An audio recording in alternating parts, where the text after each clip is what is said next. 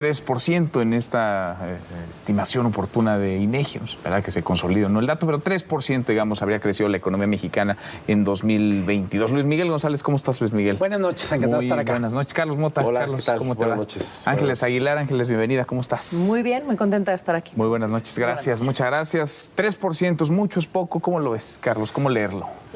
Yo ya llevo un rato siendo más optimista de la economía mexicana y me parece que desde hace ya algunos meses debimos haber descontado que México va mejor de lo que muchos están pronosticando, ¿no? Hay un pesimismo lógico porque la pandemia alteró toda esta circunstancia que se ha hablado mucho, ¿no? De las cadenas de suministro, los inventarios.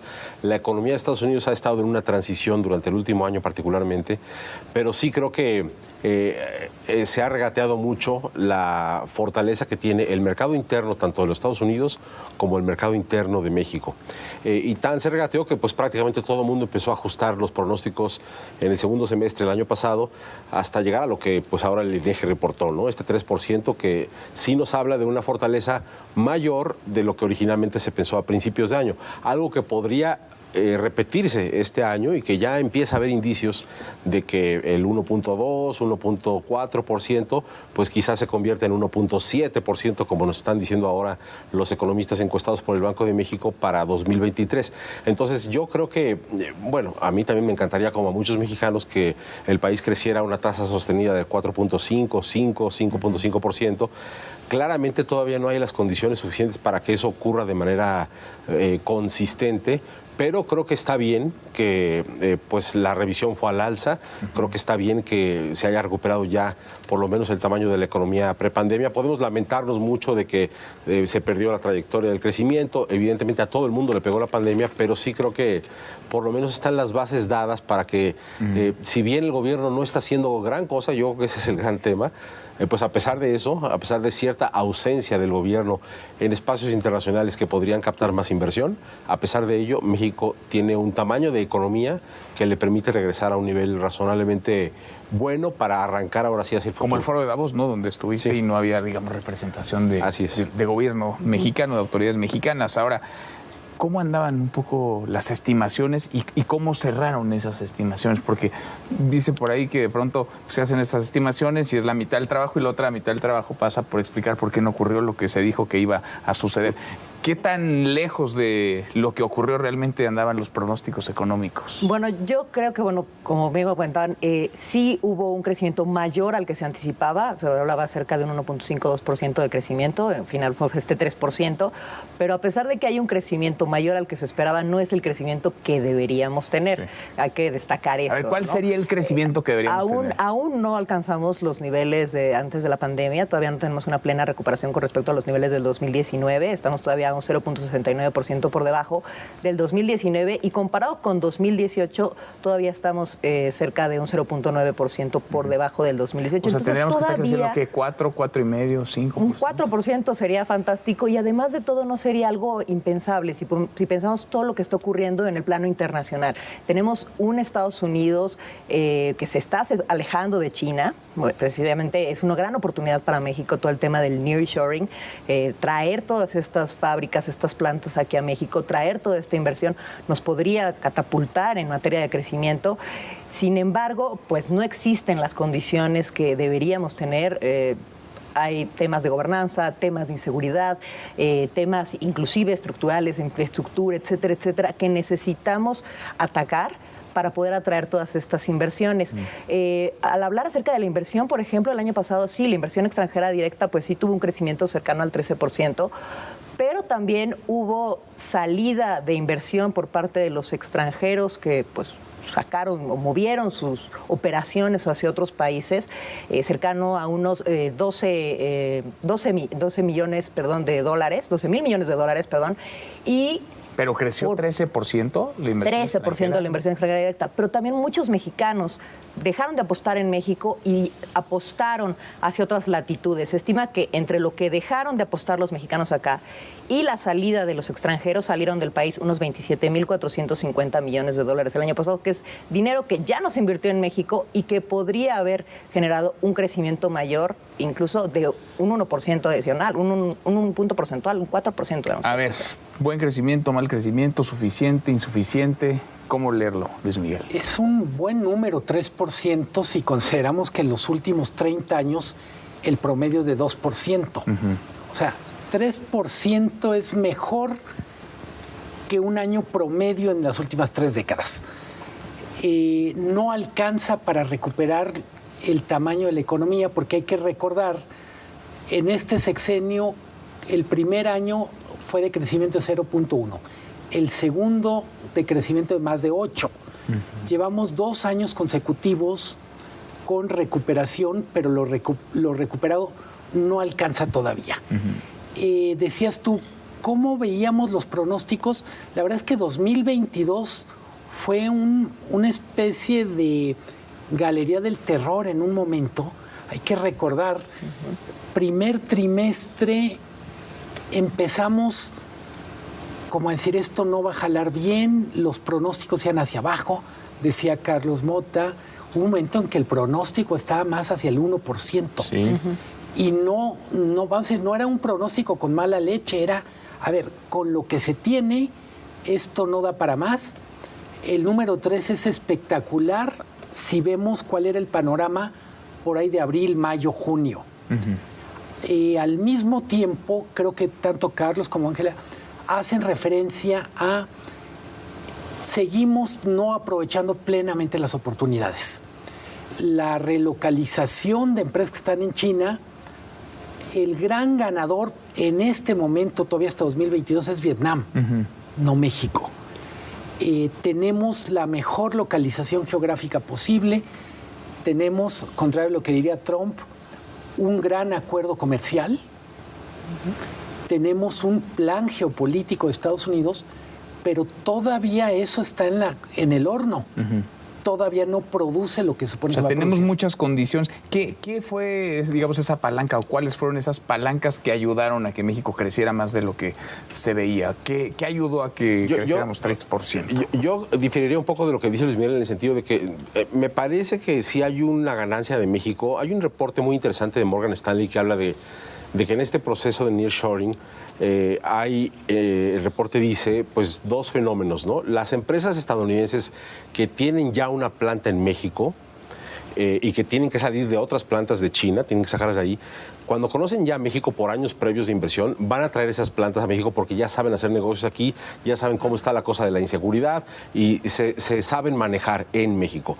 Las empresas que están en China, pero que no conocen todavía México porque nunca han invertido acá, esas sí podrían llegar y son las que no necesariamente lo harán porque tienen miedo de que aquí no hay a lo mejor ciertas condiciones como para efectivamente llegar. Entonces México en la primera ola de las empresas que sí ya conocen este país porque han invertido acá, ahí sí ya ganó, digamos, ahí vamos de gane. Pero la ola más grande efectivamente pues es la que viene, ¿no? De todos los microchips, componentes, paneles solares, cosas que no necesariamente estamos produciendo aquí de forma masiva, algo sí, pero no de forma masiva. Y ese es donde tenemos la oportunidad perdida. A mí me parece que, bueno, no perdida, pero por lo pronto yo creo que el tema es que estamos en un pecado de omisión en donde claramente hay una oportunidad gigantesca y no se están expresando las condiciones del gobierno para atraer, si tú te das esa inversión, si tú te das cuenta, los gobernadores son los que están yendo de gira por varias partes del mundo, Alemania, Japón, a Canadá, Estados Unidos, a Davos, en fin, para tratar de convencer de traer esta inversión. Nunca hemos escuchado al presidente López Obrador que dice, quiero que venga Tesla a México, pero sí ya escuchamos desde hace varias semanas que el gobernador de Nuevo León está haciendo ese trabajo. Ahora Marcelo Ebrard se subió al tema de que si Tesla va a llegar o no va a llegar, que si cerca del AIFA o en Nuevo León, en fin. Entonces hemos visto a otros actores, más como de gobiernos estatales, tratando de hacer esa tarea, tratando de cubrir la omisión, porque la oportunidad efectivamente es ¿Y las condiciones? ¿Cómo están las condiciones, digamos, de México como país? Pensemos en el marco jurídico, pensemos en el Estado de Derecho, en las reglas que incluso desde el legislativo cambian o no, lo que se discute en la Corte. ¿Cómo está, digamos, la certeza para poner tu dinero en México? Depende de quién le preguntes, en qué sector. A ver, le pregunto a Luis Miguel González, director editorial del Economista, que nos va a dar luz. Yo diría que, creo que lo dice bien Carlos, tenemos una serie de omisiones. Creo que en lo energético no termina de ser el mensaje unívoco. ¿Cuál es el mensaje unívoco? Es el compromiso a México es producir, proveer energía limpia, a buen costo y segura para quien quiera venir a invertir a México. Todavía ahí hay tareas por hacer. En tema de capital humano, México es espectacular. La misma planta que en Estados Unidos produce la mejor calidad a menor costo en industrias que son comparables. Automotriz, que tienen plantas en México, Estados Unidos y Canadá. Las plantas mexicanas son las mejores de América del Norte. No es chauvinismo, es una realidad. Creo que tenemos condiciones hasta climatológicas espectaculares. Creo que el sector, cuando hablamos del PIB, estamos hablando de un promedio. El sector que claramente está muy arriba de como estaba en 2018 es el agroalimentario. Está probablemente 15 puntos arriba y tiene que ver con inversión en capital. Se ha tecnologizado muchísimo el campo, pero también tenemos condiciones de sol, de literalmente condiciones de clima que no tienen ni Canadá ni Estados Unidos, que no tiene California, que no tiene Florida, que no tiene ni siquiera el Corn Belt.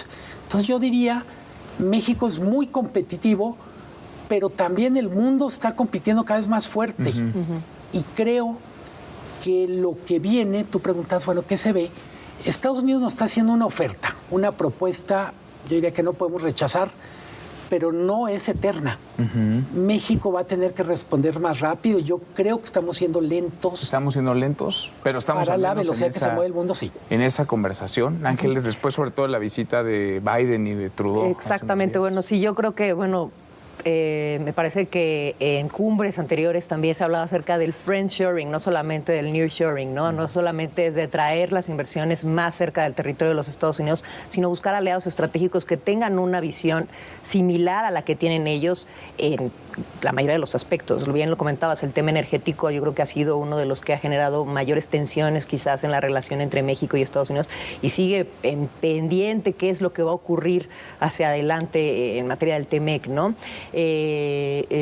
Entonces, esto, pues precisamente al final del día afecta la llegada de las inversiones. Yo creo que son tres cosas las que están mermando la llegada de las inversiones. Es el tema de la infraestructura, que la verdad es que hay mucho trabajo por hacer en ese sentido. El tema de la inseguridad, que pues desafortunadamente muchas de las noticias que llegan hacia el exterior de México, pues no son las que quisiéramos que estuvieran allá afuera, las que quisiéramos que nos representaran, y el tema de la certeza jurídica. Entonces son esos tres aspectos. El tema de mensaje es muy importante. Lo que dice Luis Miguel, yo creo que tener un mensaje unívoco, consistente, permanente, repetitivo, que es algo que no se tiene, esa sería, digamos, el aglutinador perfecto para poder aprovechar lo que viene. Las empresas lo que hacen es que quienes conocen México, pues tienen un costo laboral mucho más competitivo aquí que en Estados Unidos. Como bien dice Luis Miguel, están estas plantas que son mucho más eficientes y, en fin, a eso le suman un costo de seguridad que ellas asumen, porque la inseguridad del país te obliga a asumir por ti mismo, por tu cuenta propia, ese costo, y aún así el país sigue siendo competitivo. Incluso le puede sumar hasta un costo de capacitación extra a las personas, a la fuerza laboral, y sigue siendo competitivo, pero hay un punto en donde eso, en el tiempo, ojalá, si México se desarrolla, hay un punto en donde eso ya se vuelve equiparable contra otras economías y ahí empiezas a competir contra todos los demás, porque en otros países la fuerza laboral ya está capacitada, ya hay seguridad pública y no le tienes que sumar ese costo a tu estado de resultados. Entonces, pues mejor te vas a otro país. Creo que entre las tareas pendientes, y creo que lo reconocen ahora sí derecha, izquierda y centro, es incorporar a más regiones al desarrollo.